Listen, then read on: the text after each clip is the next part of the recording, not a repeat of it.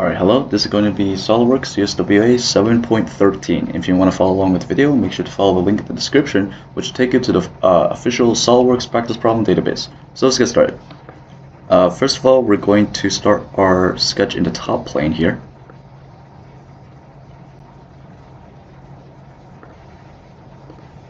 My plane setup's a little messed up. Here's the top plane over here. Okay, top plane. And then I know the part says it's asymmetric, but the top view is symmetric. Only the top view though. So we're going to create a mirror line. And then we're just going to draw the general shape of the profile. Actually, let me make sure the dimension is like relatively close so that it doesn't change too much. Should be about like 45%. So from here we'll start. Okay. And then from here we'll just eyeball everything else. So I'm gonna create a string of tangent arcs. So there'll be a tangent arc here, and it'll wrap around to it another tangent arc here. And then there's gonna be a tangent arc that kind of dips down like so. And then there's a vertical line into a small horizontal, to small vertical, and then another horizontal. First of all, let's make sure this endpoint is vertically coincident with the origin.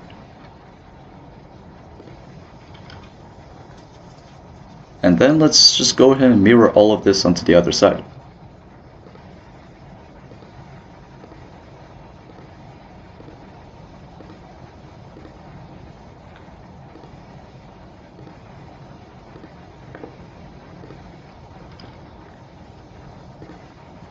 Okay, I obviously drew it pretty poorly, but it's fine. So the first thing we need to patch up is there needs to be a tangent relation between the third arc and the vertical line. So we'll add that tangent relation. And the general rule when you're dealing with a lot of arcs is before you constrain anything, constrain your arcs. Specifically the center points of your arcs. So that's the first thing I'm going to do. I'm going to take this bulging arc center point, and I'm going to make its distance from the very bottom of the part be 88. That's the most important thing. Do this first. And from here, I'm going to add the arc dimensions. So the bulging arc dimension is going to be 18. The first arc's dimension is going to be, our radius is going to be 7. Oh, its radius is going to be 7. And then the third arc's radius is going to be 22.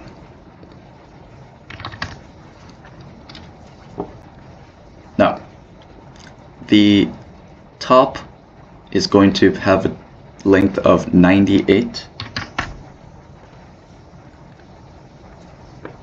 The width of the leg is going to be 14.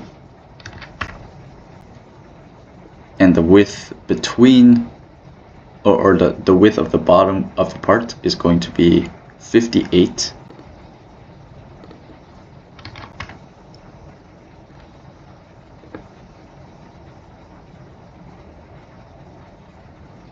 And then the distance from the top of the gap to the bottom is going to be 24.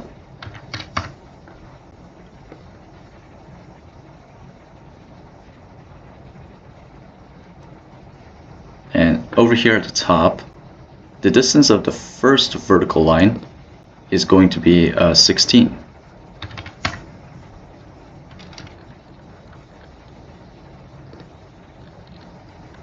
And then the total height of the part from bottom to top is going to be 132.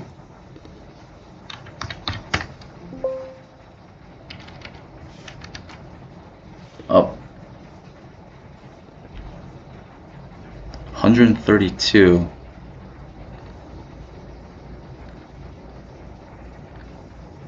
Let's see what's going on here.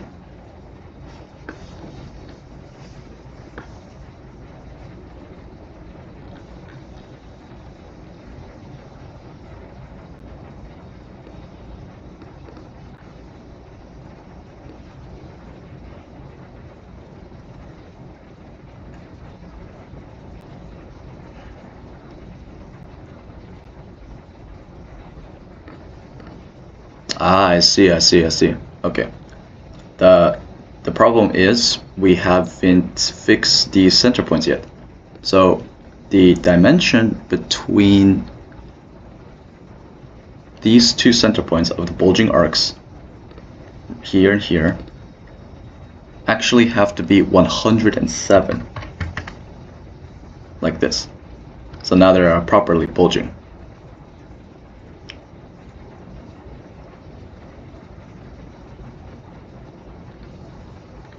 And it appears I have a fully defined sketch.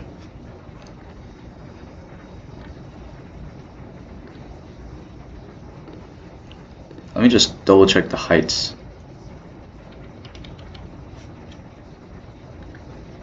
$132.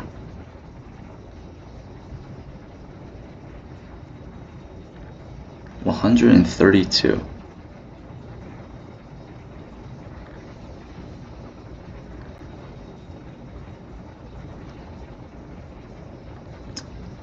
Oh, I see. That's that must be a different dimension then. Well, anyway. Yes. Well, anyway. Okay, I guess we're going to just start off with a slot. So let me get a slot going. So I'm going to click straight slot. And then we're going to have to pick the two center points of the arcs.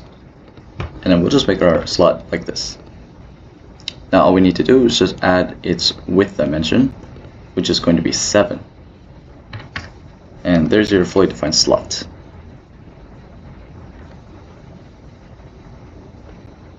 And from there, let's extrude this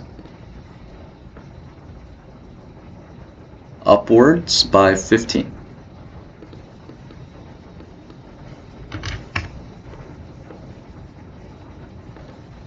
Select OK. And then from here, I'm going to go ahead and start a new sketch on the top front face like this. And along these edges here and here, I'm going to create two tombstone shaped extrusions. So I'll start with a, actually, I guess we can just mirror them. So I'm gonna draw a vertical center line at the origin first. And I'm just gonna draw a concentric pair of circles.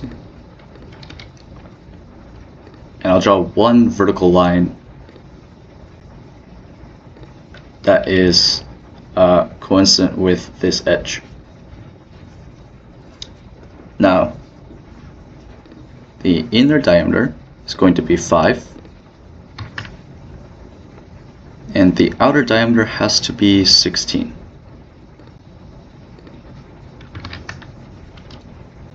And I'm going to make this tangent with this line. And I also make this the end point of the line coincident with the circle. And the center's distance from the top face is going to be 13.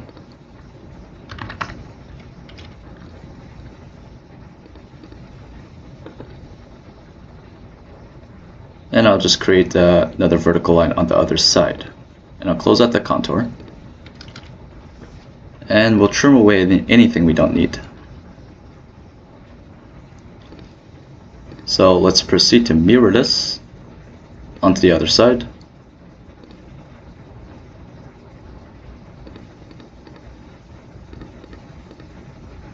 There we go. And now we'll just extrude both of them forward. Reverse the direction. They'll be blind extruded by depth of, let's see, yes, they'll be blind extruded by depth of 16.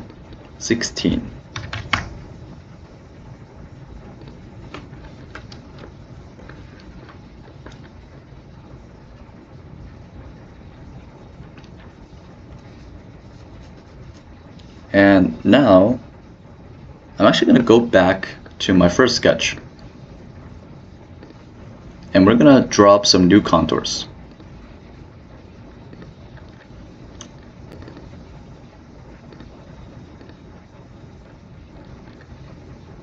And those contours are specifically going to be at near the bottom here, at the legs. So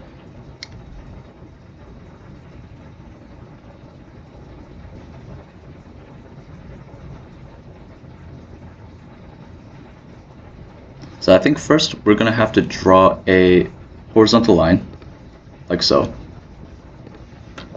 And that horizontal line's distance from the bottom has to be 33.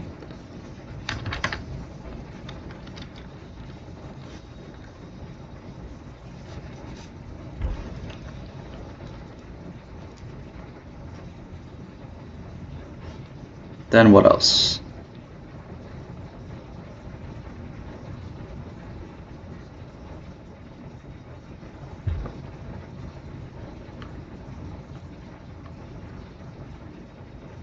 Then I believe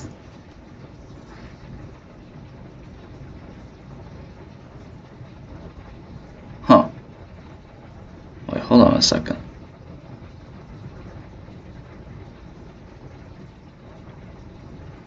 "33 wide,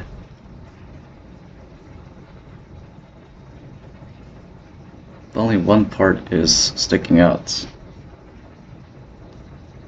22. 24. Wait a second.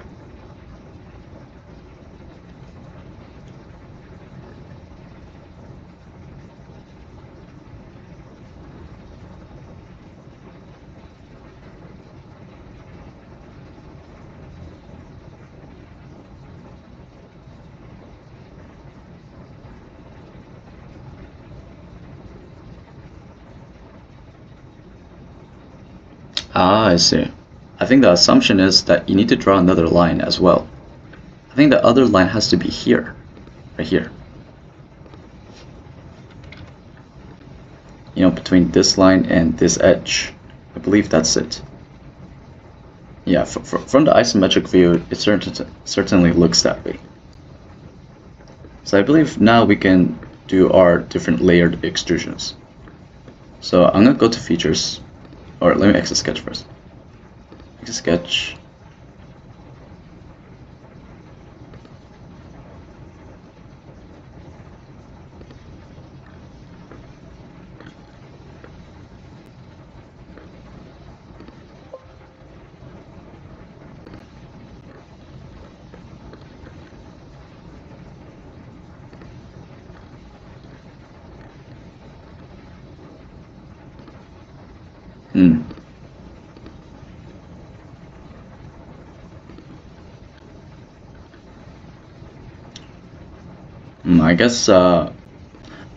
I guess because I already extruded this sketch, I can't really use these lines. So I guess I'll just make it in another sketch, which is completely fine. So I'll exit this sketch and I'll just start a new sketch on the same face where I just was.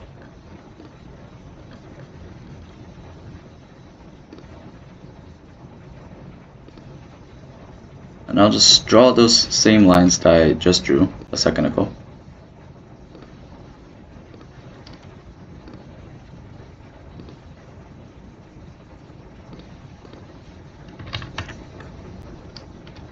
And then I'll just use convert entities to convert any lines that I need.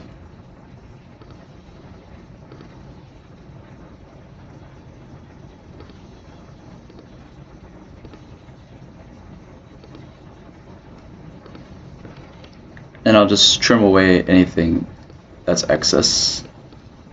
And then that should be good. Okay, now we can extrude these. So let's go features extrude. Okay. Let's reverse the extrusion. So the first extrusion from the very top is going to be 66. So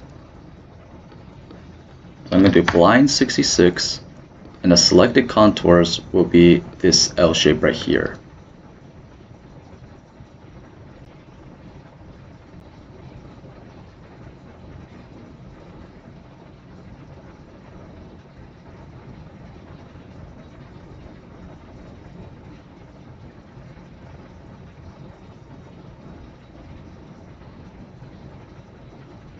Oh, actually, you know what? No.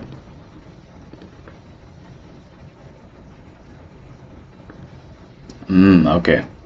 I need to add one more line, actually. So let me actually go back to my sketch. I'm gonna add one more line, and that line is gonna be between this point and this edge. That's the last one I need. So let's go back to features, and let's repeat the whole process again. 66 millimeters for your blind extrude. Let's reverse this direction, and then for the selected contour, I'll select this part, and I'll leave that alone. That's just a gap. So 66, we'll select OK. And then the next extrusion will be in the same sketch.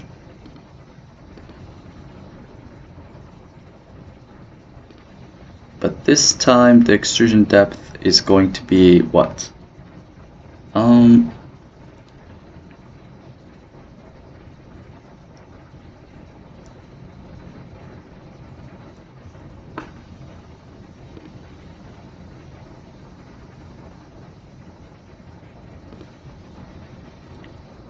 I think we can just extrude it until an offset from a surface.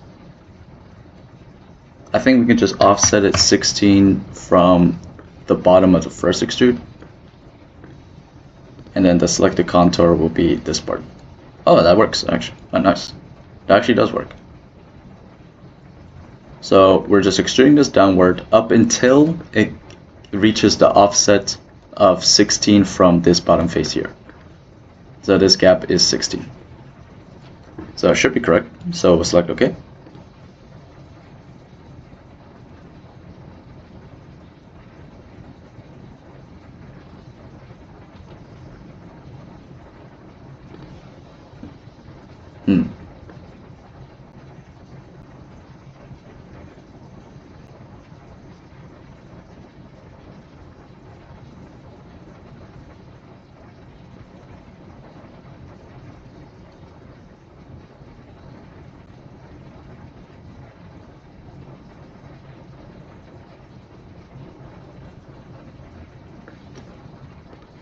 Maybe I need to select both contours.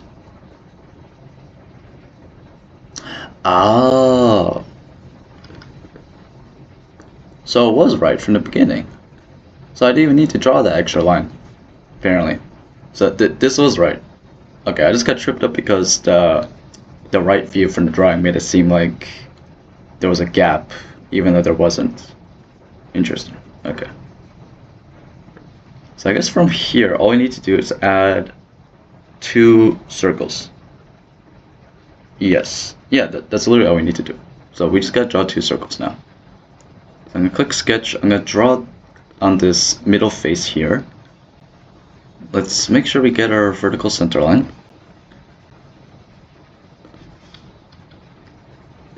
Let's draw 2 circles. These 2 circles are going to be equal, so let's make them equal.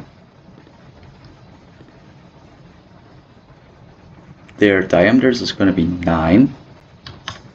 And then the distance, vertical distance between their centers has to be 22.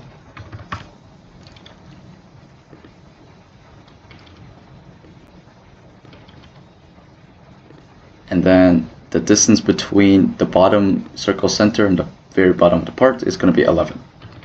Should fully define both parts, both circles. And then we'll just do a through-hole cut for both of those.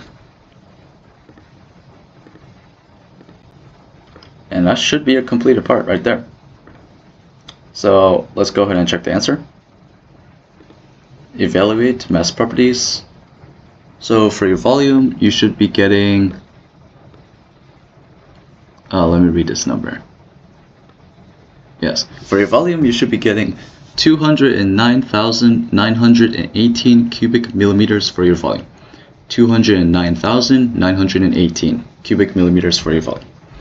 So I hope you learned something from this video, and I'll see you in the next one.